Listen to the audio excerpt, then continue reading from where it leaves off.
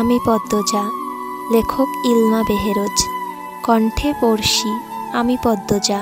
পর্ব 14। চারিদিকে একেবারে নিস্তব্ধ।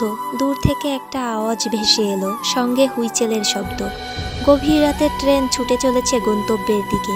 আর একটা আওয়াজও আসছে, কাছে কোথাও নেড়ি কুকুরের দল ঘেউ ঘেউ করছে। পদ্মজা ইংরেজি বইয়ের দিকে চোখ রেখে মিনমিনে স্বরে বলল, পরীক্ষা তো কাল দিন পর। হেমলতা খোলা চুল মুঠোয় নিয়ে হাতে খোপা করেন। এরপর বললেন, কাল আর কাল দিন পর একই হলো। পদ্মজা চুপ হয়ে গেল। এমন ভান ধরল যেন সে খুব মনোযোগ দিয়ে পড়ছে। হেমলতা ছোট চোখ করে পদ্মজাকে দেখছেন। মেয়েটা পড়ায় মনোযোগ দেওয়ার আপ্রাণ চেষ্টা করছে, কিন্তু সফল হতে পারছে না। বারবার নিজের ঠোঁট দাঁত দিয়ে টিপছে। পদ্ম, ছাদে যাবি? হেমলতার এহেন প্রস্তাবে পদ্মজা একটু অবাক হলো। নাকের পাটা হয়ে গেল লাল।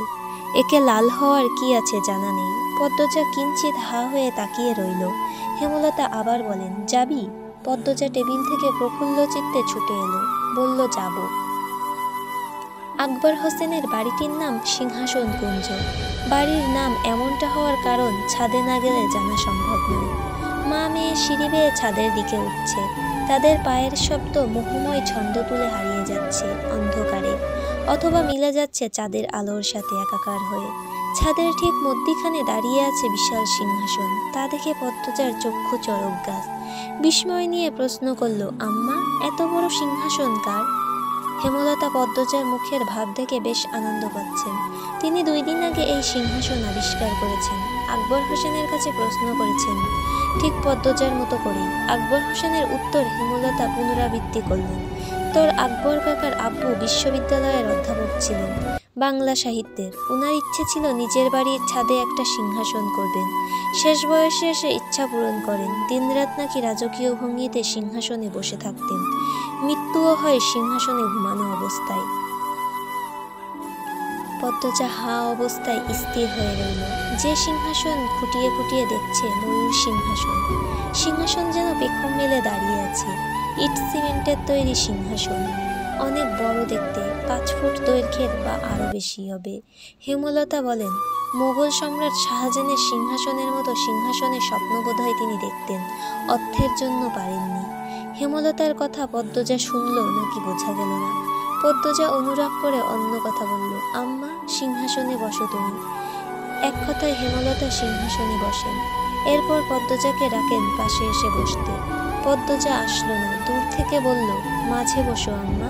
কি শুরু করছিস? বসো না। হেমলতা কপাল কুঁচকে সিংহাসনের মাঝে বসেন। পদ্মজার ঠোঁটে হাসি ফুটে আবার হারিয়ে গেল। বলল, আরেকটু বাকি। কি বাকি? বাম পায়ের ওপর ডান পা তুলে রানীদের মতো বসো। হেমলতা বিরক্তি নিয়ে উঠে পড়েন। পদ্মজাকে বলেন, পাগলের প্রলাপ শুরু করেছিস?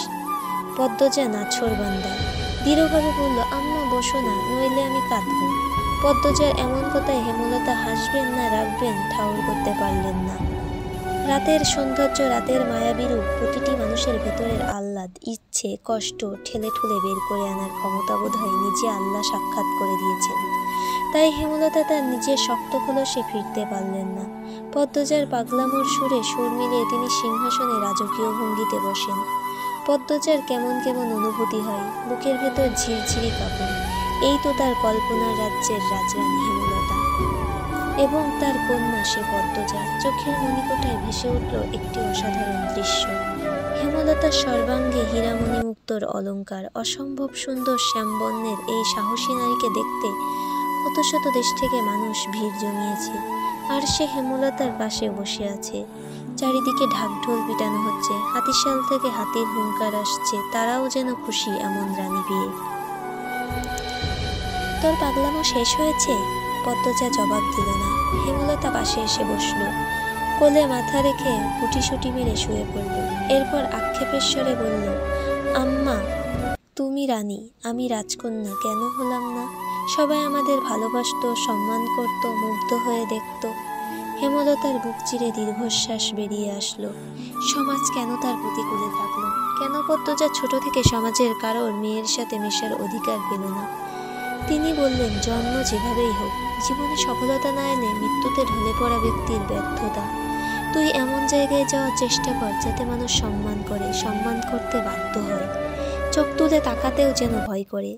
যারা দূরছাই করেছে তাদের যেন বিবেকে বাঁধে। পারবো আমি? কেন পারবি না? পুরো জীবন তো দুঃখে অবহেলায় যায় না। তোর জীবন থেকে এতগুলো বছর দুঃখে আর অবহেলায় গেছে তো। হেমলতা কিছু বলতে পারলেন না। তিনি জীবনে কি পেয়েছেন, উত্তরটা চট করে পেয়ে গেলেন। পদ্মজাকে বলেন, আমার মেয়ে তিনটা আমার সফলতা, আমার অহংকার। প্রেমা তো ছোট, তোরা দুইজন নিজেদের মতো থাকিস, পড়িস, কোনো দুর্নাম নাই। এজন্য মানুষ বলে এই যে এরা হচ্ছে হেমলতার মেয়ে, তখন আমার অনেক কিছু পাওয়া হয়ে যায়। পদ্মজা আশ্বস্ত করে বলল, কখনো ভুল কাজ করব না আম্মা, তোমার সম্মান আমাদের জন্য আংশিকও নষ্ট হতে দেব না। হেমলতা পদ্মজার মাথায় হাত বুলিয়ে দেন। নিস্তব্ধতা ভেঙে ভেঙে মাঝে মাঝে পাতার ফাঁকে ফাঁকে শব্দ, পাখপাখালির ডানা নাড়ার শব্দ ভেসে আসছে। পদ্মজা চোখ তুলে আকাশের দিকে তাকালো। আকাশে একটা চাঁদ, অগণিত তারা। আকাশে তারাই পরিপূর্ণ একটি কালো গালিচার মতো লাগছে। হেমলতা বিভ্রম নিয়ে বললেন, সমাজের সাথে আমার সভ্যতা কখনো হয়ে ওঠেনি। কালো রঙের দোষে প্রকৃতির মতিগতি অবস্থা দেখে দেখে আমার সময় কাটে। আব্বা শিক্ষক ছিলেন বলে কালো হয়েও পড়ার সুযোগ পাই। অবশ্য আব্বার সামর্থ্যও ছিল, আমাদের সব ভাই বোনকে পড়িয়েছেন। আম্মা আমাকে পড়ানোতে বেশি আগ্রহ দেখিয়েছিলেন। রং কালো, কেউ বিয়ে করবে না, একটু পড়ালেখা থাকলে হয়তো করবে সেই আশায়। যখন আমি তোর বয়সে ছিলাম বড় আপার মেয়ে হয়। মেয়েটার গায়ের রং কালো, শ্বশুরবাড়িতে তুলকালাম কাণ্ড, বংশের সবাই ফর্সা, বাচ্চা যেন কালো হলো কেন?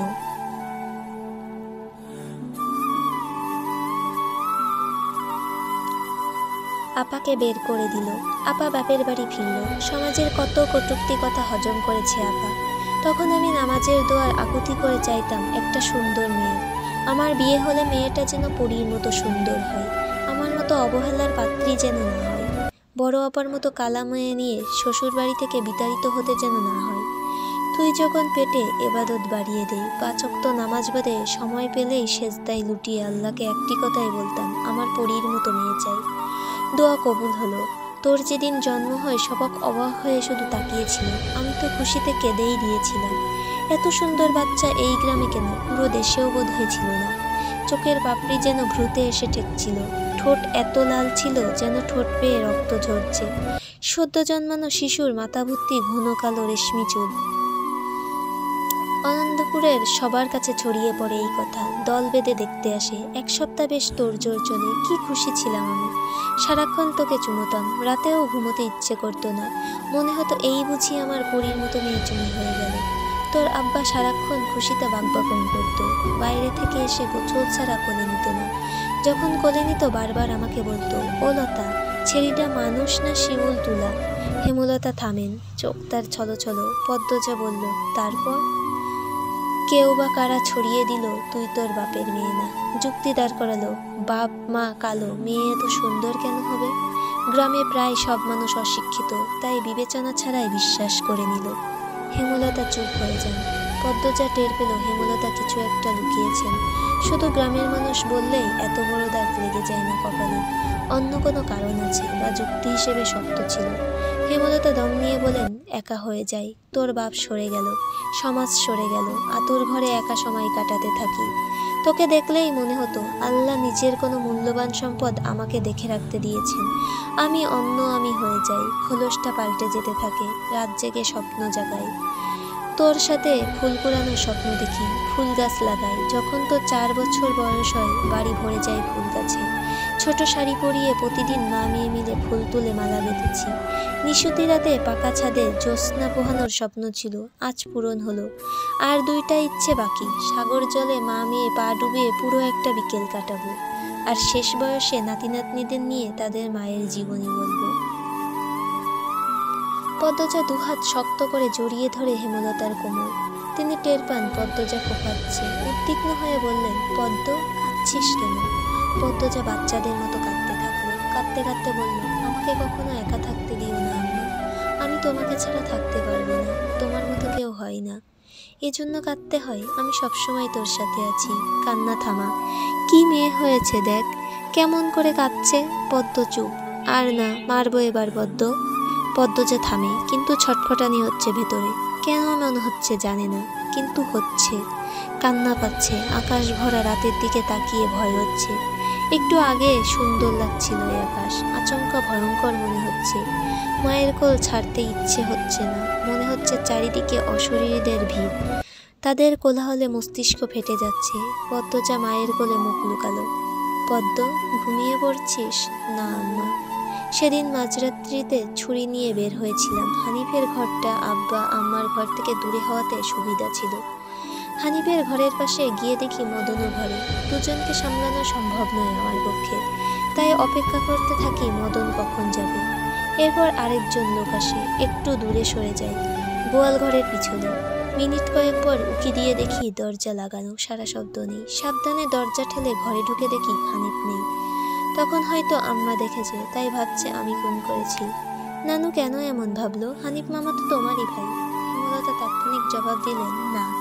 সময় নিয়ে একটা গোপন সত্যি বললেন, আমি তোর নানুর ভাইকে খুন করেছি।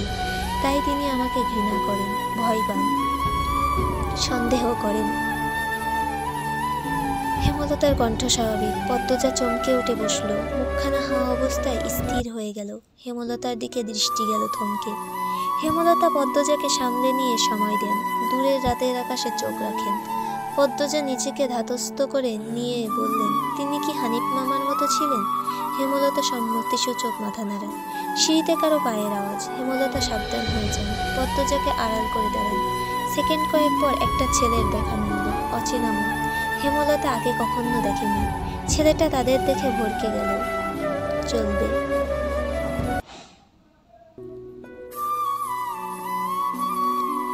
উপন্যাসের পরবর্তী পর্বগুলো পেতে চাইলে সাবস্ক্রিপশন করে পাশে থাকুন। গল্পগুলো ভালো লাগলে লাইক, কমেন্ট এবং শেয়ার করে পাশে থাকবেন। ধন্যবাদ।